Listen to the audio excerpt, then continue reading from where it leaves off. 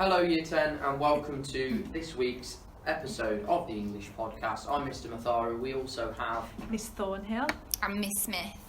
And this week we will be focusing on Sonnet 29. So a good place to start is first of all to discuss what is the poem about.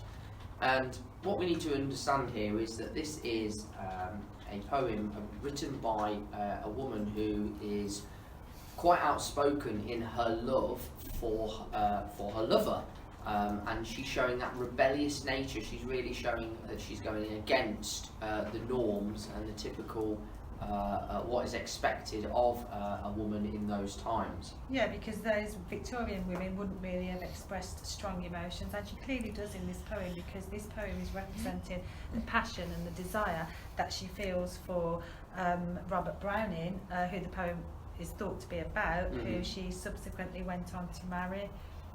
And she had a difficult relationship with her father as well, didn't she? Just as a bit of background information. Yeah, she did. So her father didn't want her to marry Robert Browning because she was 6 years older than him, and that's not the only reason, but her father didn't approve of him.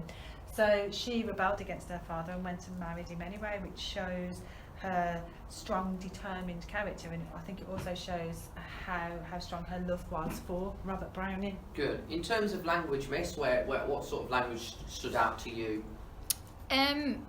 So first of all, I think we can obviously sort of reference some of the imagery that's being used in the poem. So there are obviously these references to nature. So she talks about wild vines, and she talks about a trunk, which I think sort of suggests her passion and her emotion that she has, because she's almost describing herself as being wild, which I think suggests that she's uncontrolled in her feelings. Maybe her thoughts are wild and uncontrolled. She can't control her thoughts when she's not with him. She thinks of him constantly. It's only when he's near her that her thoughts are freed. And she says that in the last line, "I do not think of thee, I am too near thee." Good. Yeah, definitely. Also in terms of structure, just moving on a little bit in terms of structure, the actual form itself is a sonnet.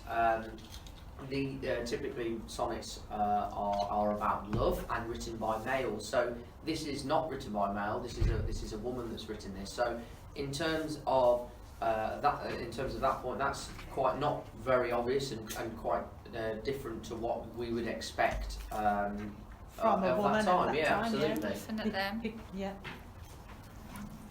What about themes, Miss? Themes, the obvious themes that stand out for you. So we one that I can see is obviously love and passion. What else have we got? So we can talk about nature. Obviously, that's referenced quite a lot in the poem, and I think poems that tend to talk about nature like this, I think they draw comparisons between nature and love to suggest maybe.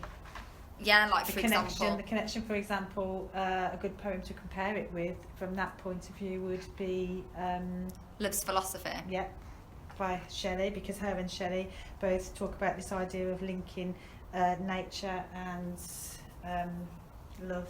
Yeah, like everything. Is paired. It's paired together, absolutely. And I think being able to make those links between each of the poems is really important year 10 as we progress through the course. Yeah, and another theme I think is obsessive love, isn't it? And another, she's obsessed with this man, she thinks of him constantly. And another poem which represents that kind of obsessive love is Thoreau's Lover, isn't it? So that would be another good poem to link this one to.